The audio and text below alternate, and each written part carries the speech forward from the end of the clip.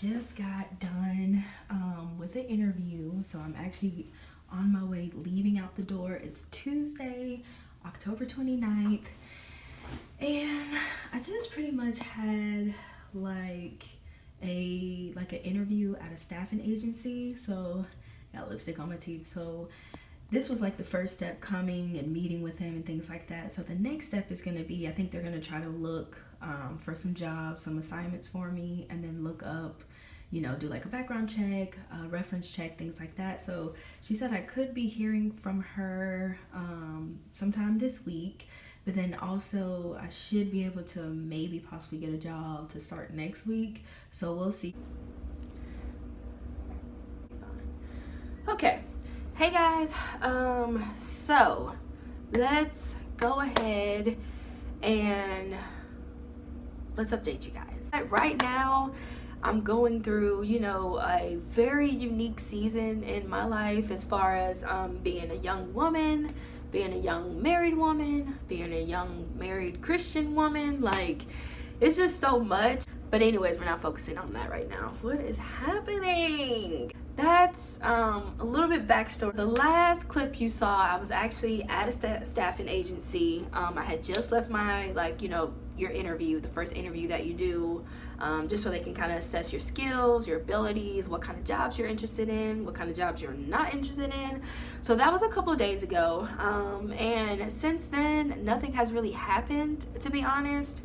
I've reached out to the recruiter a couple of times, but I haven't really heard back from her. I even sent her an email yesterday and I still have not heard back from her. So the reason why I want to be transparent is because I feel like there's a lot of things that a lot of people don't say. A lot of people say that the unemployment rate is low and probably the lowest it's ever been, but yet here I am with 2 degrees and still unemployed. So to me, it doesn't really make any sense. And honestly, I just feel like a lot of the people in our generations, a lot of people didn't know what to do or what they were gonna do. So a lot of people went to college. Me, I wasn't necessarily sure exactly what I wanted to do, but I just assumed that college was the next step because that's what they talk about all the time in high school, and that's kind of what your parents teach you, and then your peers are doing it too. So it's kind of like, not to mention that you get in debt, a whole lot of debt, and there's no guarantee just because you have a degree that you're gonna get a job, if not a better job. So of course we all go to college because we want to get a good job, find a better job, and things like that. But in my opinion, the jobs that I've been taking, they haven't really been jobs that you really needed a degree per se, meaning anybody could do it. I thought I wanted to work in the field that I got my degree in, and I don't think I do. I do want to do other things with my sociology degree. So I have a bachelor's in sociology and then a master's in fine arts. Fine arts, I'm still trying to figure out what I want to do because I really would love to teach in a collegiate setting, teach dance in a collegiate setting.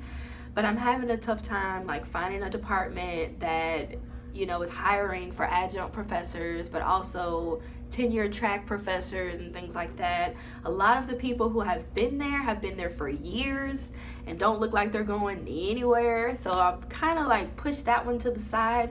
I wouldn't say that I 100% forgot about that degree because looking at my student loans, I ain't gonna let me forget. But it's not really working out right now, so I'm just kind of so I've been using trying to find a lot of jobs, either in social sciences, with the state, the government, school, stuff like that. So I've put in about probably almost about 2,000 applications within the span of just a couple of years. That's how crazy things have been. So I graduated from undergrad in 2012, and then immediately after that, I went to grad school, and I was there for about 3 years because the program was only 3 years. So I've been out of school completely since 2015. There was a story I was looking at about this guy who I think he had a bachelor's and an MBA in business, and he was handing out resumes on the side of the interstate. Granted, he did get some offers, and people did take his resume because that's amazing. But the fact that he had to do that shows you that just because you have a degree that doesn't necessarily mean that you'll have a secure job after graduation. And then they don't tell you about paying your loans back. You only have 6 months until, you know, you have to pay your loans back. And a lot of the times, school isn't cheap. Actually, all the time, school isn't cheap.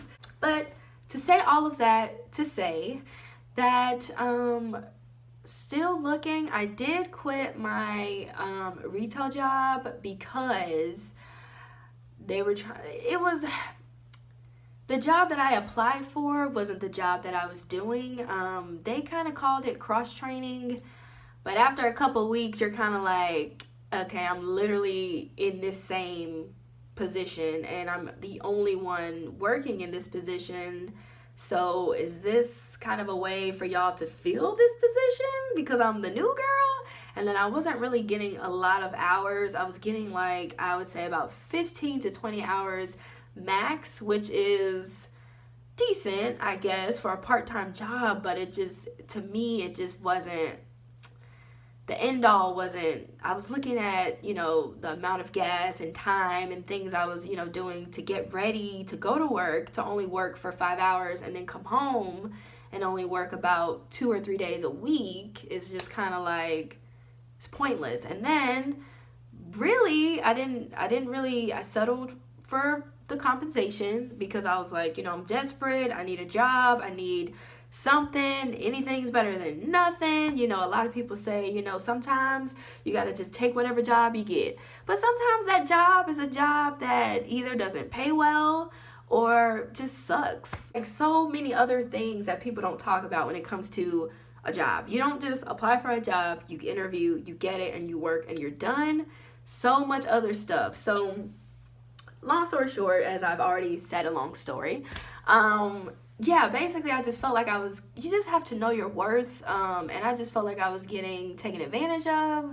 I was the newest one, and I had a manager train me on her last day, telling me that she had been working there, you know, for quite some time, for quite some time, and she just finally, you know, felt like it was time for her to go because she found a better opportunity that paid better and things like that. So that's really good. Hopefully I'm not telling her business or nothing like that, but I won't say no names.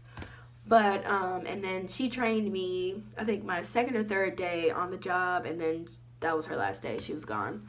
And she was kind of like, you know, not in like a gossipy way, but kind of like looking out for me in a way, like, hey, giving you a heads up, you know, the managers that you're going to work with, they might not be what you're used to. They're not really hands-on managers. They're not really great people to ask questions to, you know, and I'm that kind of person when I'm learning a job, especially when it's, you know, my first week or 2 or month or 6 months on the job. You know, you're learning. The learning curve, I would say, will probably be about 6 months to a year, especially when it's something that is a new job, you know. It's trying to still find employment. It is tough. So far, I've been unemployed since, I want to say April 2019. And since then, I've put in dozens of applications. I've been on a couple interviews. They just haven't went anywhere. They would always say, you know, hey, we appreciate your time for interviewing, but we found somebody else who, you know, best met our needs. But honestly, I'm just going to still stay hopeful because I know this is just a season. I'm going to look back on this, you know, period of, you know, joblessness and unemployment and just, you know, just look at it for the things that I learned and not look at like all the tough lessons I had. Well, I would say there were tough lessons I had to learn, but I'm so grateful that I learned them, and I don't think I would have learned them if I wouldn't have been unemployed, if that makes sense. That's about it. Like, I said before, of course, I would definitely keep you guys updated because I just feel like your pain has a purpose, and I always feel like there's always a greater purpose in what you're doing, why you go through certain things, and then you learn stuff about yourself. You learn about what you like, what you don't like, you know, what work environments you enjoy being at, what kind of things you need as far as like training from a manager or co-workers or company culture or whatever it might be.